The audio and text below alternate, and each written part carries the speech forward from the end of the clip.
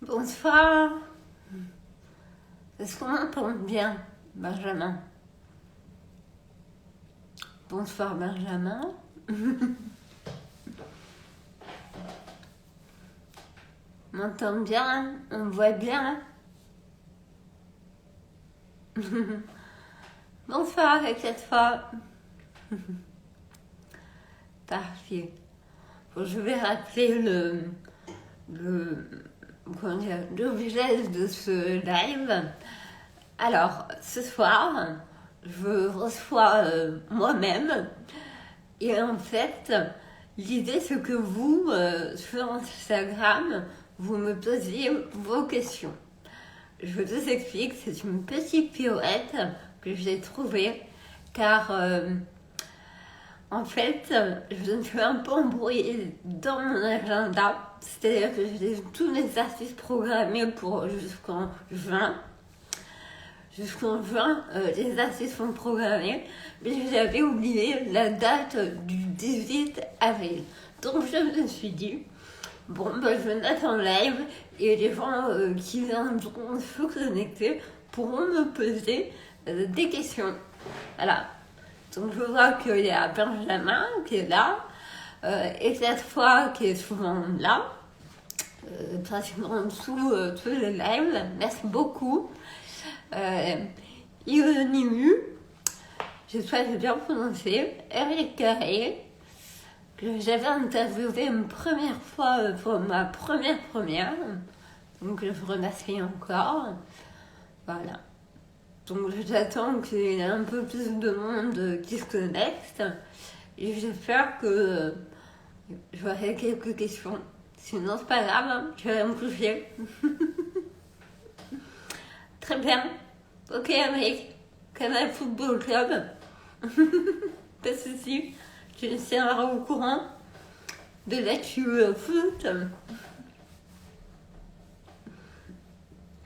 Je ne sais même pas ce qu'il est en ce moment en foot. Quelle ligue? Lyon? Non. Alors, quand est-ce que je vais reprendre la scène? Alors, pour le moment, ça n'est pas programmé. J'espère pouvoir reprendre rapidement. Le plus rapidement, ce serait en juin. Et puis faire des scènes cet été pour reprendre. Et puis jouer mon spectacle peut-être en septembre ou en fin d'année. Tu penses quoi du nouveau système de l'OL? Le nouveau système, c'est-à-dire en 4-4-2 ou un nouveau spectacle à venir?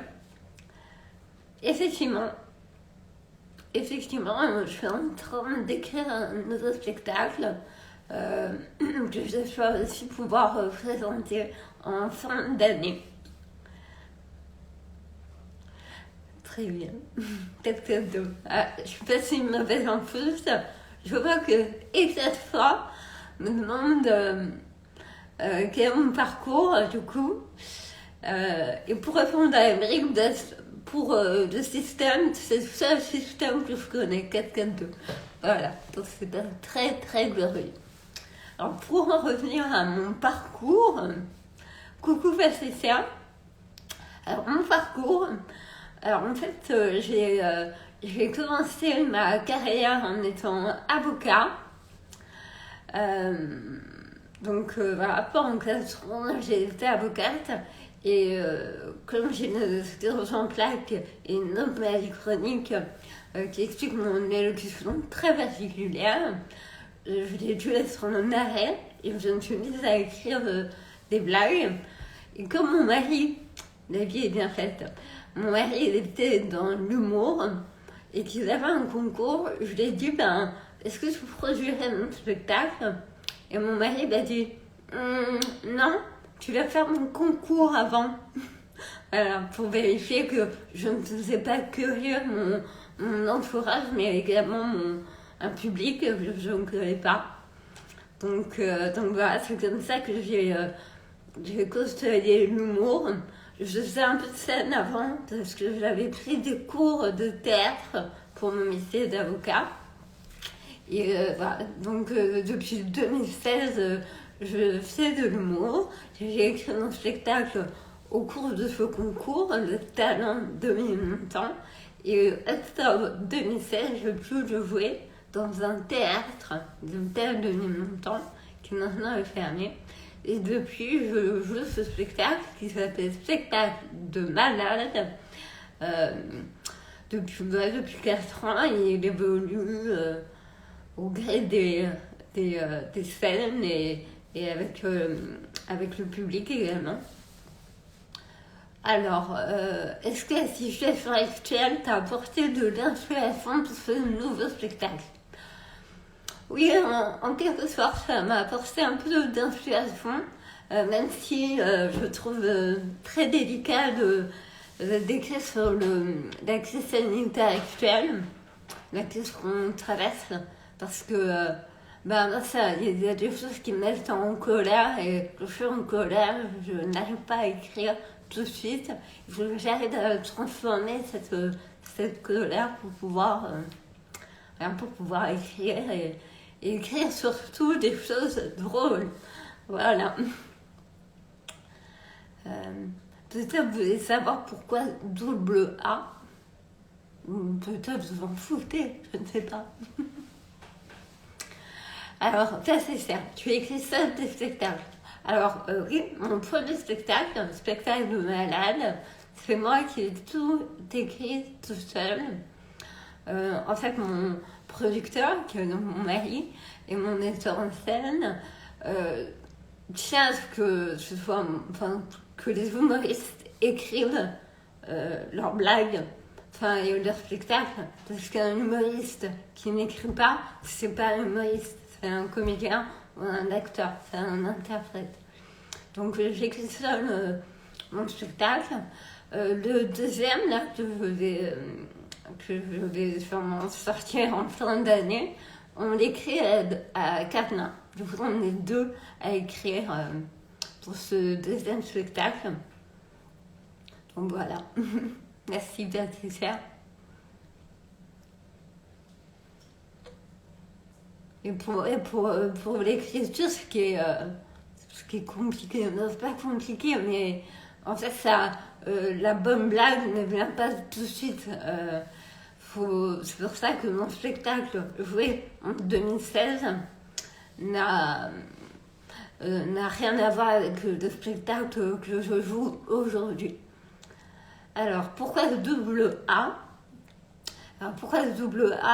Double A, en fait, c'est un vestige de mon ancienne carrière d'avocat, parce que mes collègues m'appelaient comme ça, double A, par rapport à mon prénom.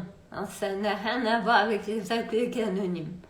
Donc, double A, ça s'écrit double plus long A, et c'est en rapport avec mon prénom, Anne Alexandrine. Double A. Alors, tu sais où jouer au Mans. Je ne sais pas encore où je vais jouer. Sûrement, je vais essayer de jouer aux alentours du Mans, ou au Mans même. Il y a un théâtre qui m'intéresse, notamment le Papis au Mans. Mais j'espère aussi pouvoir jouer à Paris, à Toulouse, à Dijon. Je vois des gars qui sont là. Alors, Ignace-Flora me demande, la première fois sur scène, quel était son état d'esprit? Eh bien, franchement, ma première fois, je me suis dit, allez, on y va. Maintenant, j'avais beaucoup de trac, et je me suis dit, bon, on y va, quoi. En fait, ce que je dis souvent, c'est que je peux pas faire de saut en parachute ou des choses un peu extrêmes. Et pour moi, ma première fois sur scène, c'était un peu comme un saut en parachute. J'y suis allée et j'ai tout donné au public. Ça a ri. Donc ça, le premier rire, au bout de même pas 30 secondes, ça m'a conforté à continuer et à tenir. Ah, Benjamin confirme, je n'étais pas très bien la première fois. Alors, as-tu été remarqué par des grands humoristes ou producteurs? Euh, par des grands humoristes, oui, grâce notamment de Téléthon, qui m'a permis de rencontrer Claudia Tabot et de faire un reportage avec elle et de lui montrer ce que j'écrivais et voilà. J'ai rencontré également Sugar Sammy. Je ne sais pas si vous voyez, il fait partie du jury de Incroyable Talent. Et, donc je suis allée voir son spectacle. C'est un stand-upper assez fou. Et j'ai pu parler avec lui à la fin et c'était chouette. Après, il y a pas mal de gens sur France Inter. J'ai été invitée par Daniel Morin pour participer à une émission qui se déroulait le dimanche. Et il m'avait remarqué sur un concours. Voilà, un concours d'humour vers Bourges. Auquel j'ai participé avec Douli notamment. Je vois qu'il y a des gens qui viennent, qui regardent. Ok. Après, comme grand journaliste, je sais pas. En fait, quand on est à Paris, on fait ce qu'on appelle des scènes ouvertes. Donc, on joue 5 minutes de sketch. Et ça, souvent, parfois, il y a des grands humoristes qui viennent tester leurs blagues. Alors, est-ce qu'il y a eu des projets autres que le spectacle pour le moment, j'en ai d'autres. Je suis en train de faire une formation pour écrire ma conférence pour pouvoir rencontrer un autre public. Donc je me forme à la conférence. J'ai envie d'écrire un livre. Mais ça, comme je l'ai dit dans une autre interview, écrire un livre, ça, je suis encore un peu bloquée. C'est pas parce que c'est que je m'en sens pas encore capable et je sais pas encore par quel biais et sur quel sujet écrire, donc voilà.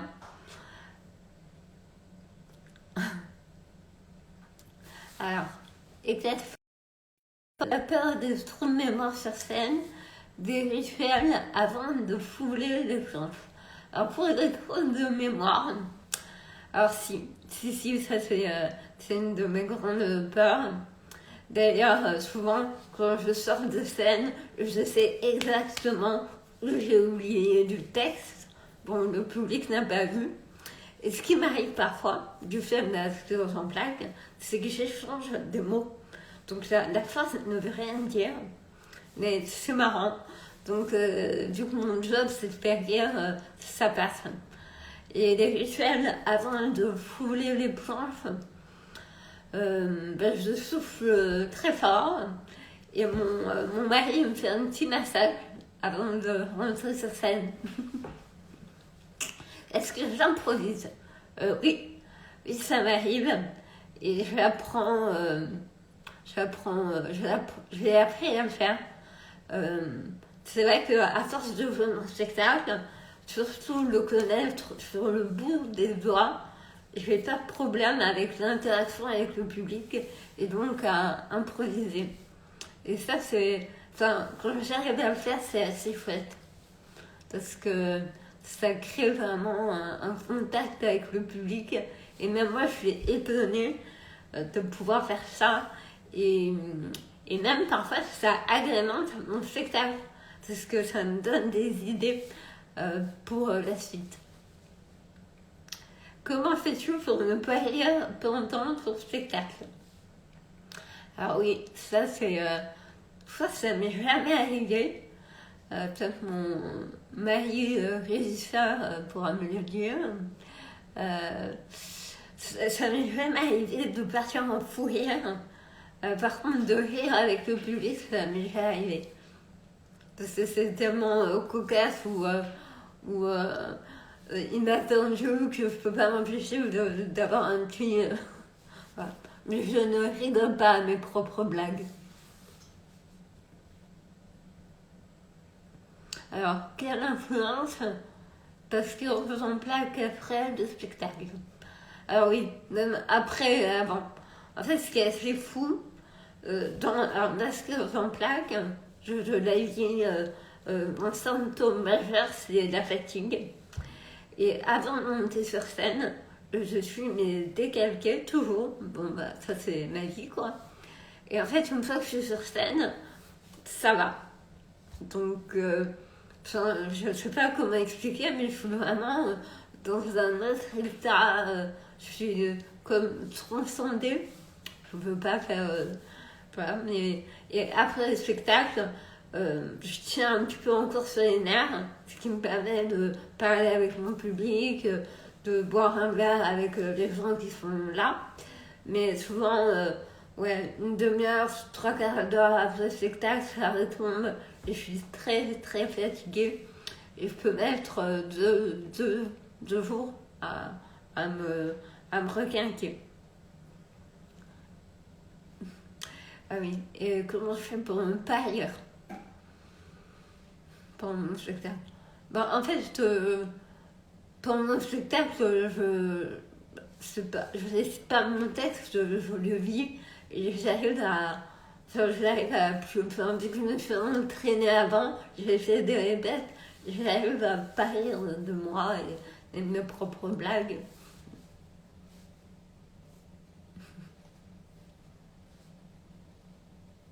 Ah oui, c'est vrai. Comment est-ce que tu fais pour tenir pendant Avignon? Alors c'est vrai que pendant Avignon, normalement, les artistes, ils prennent un créneau une fois par jour pendant 6 jours sur 16. Donc moi, ce que j'avais trouvé pour pallier à cette fatigue, c'est que avec Émeric Carré, on avait pris un théâtre et on partageait la semaine. Donc je faisais 3 jours de spectacle, une fois par jour. Et après, tu jouais les 3 autres jours. Et c'est vrai que ça m'a pas mal stressée avant, parce que je me suis dit, est-ce que je vais réussir à tenir? Et j'ai réussi à tenir, notamment avec une bonne hygiène de vie, en me couchant pas trop tard et en me reposant avant et après le spectacle. Alors, as-tu le trac devant ta famille plus que des inconnus? Oui, j'ai plus de trac devant des gens qui me connaissent que devant des gens qui ne me connaissent pas. C'est parce que ma famille, qui me voir d'ailleurs, ma maman, mon frère, même ma grand-mère avec mes tantes, ça me...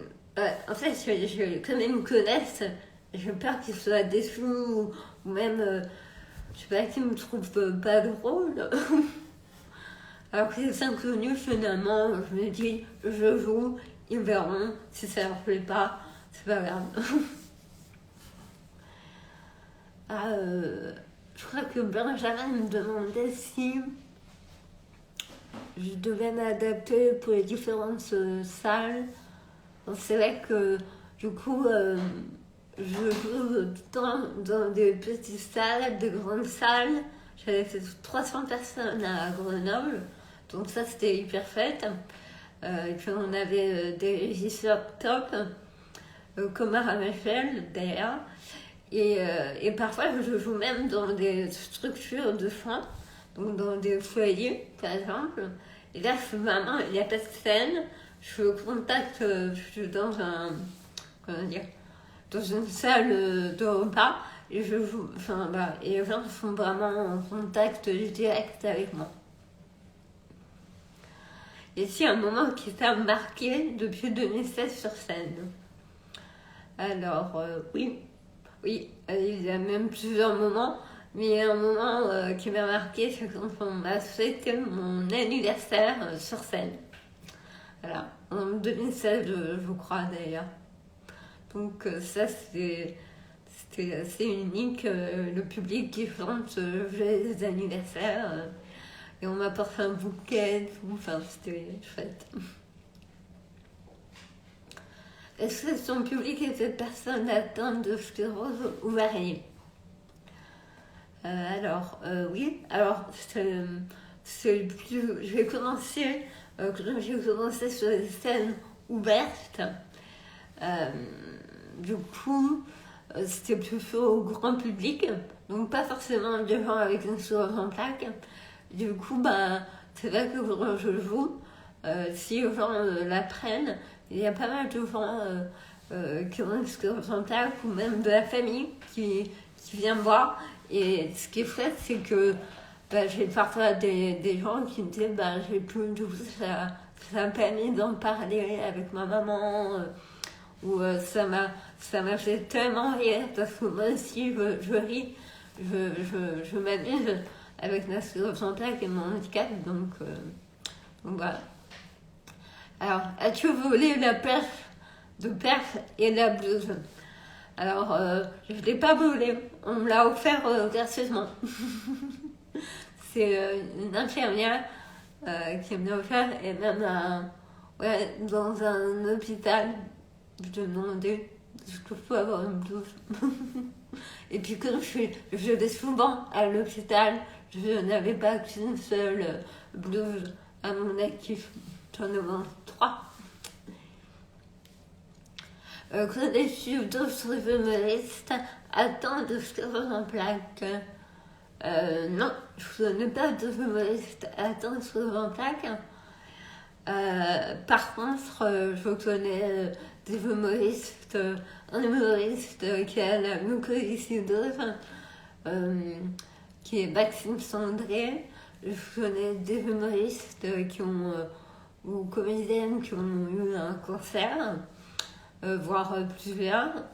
Donc, notamment Caroline Louflour, que je recevrai mercredi prochain pour parler de son livre et de son spectacle. Et oui, Benjamin me rappelle Dominique Forgia de l'équipe Les Nuls. Oui, c'est un humoriste. Je le voyais plus comme un comédien, parce que moi je suis marquée par Cité de la peur que je quitte, c'est mon top niveau de film d'humour. Et oui, Dominique Forgia, bien sûr, qui a une sclérose en plaques. Te sens-tu plus forte en montant sur scène? Oui, je me sens plus forte, c'est vrai. Une fois le cap passé de la question est-ce que je fais rire ou pas avec mes blagues sur l'hôpital, la maladie, le handicap, une fois ça passé, je me sens clairement plus forte parce que j'ai un public qui m'écoute et que donc je parle beaucoup. J'avais besoin d'un public à mon écoute. Alors, par contre, je crois que je n'ai plus de batterie. C'est la première fois que ça m'arrive. Mais on va bientôt finir. Ah oui, merci Benjamin de rappeler que la perf.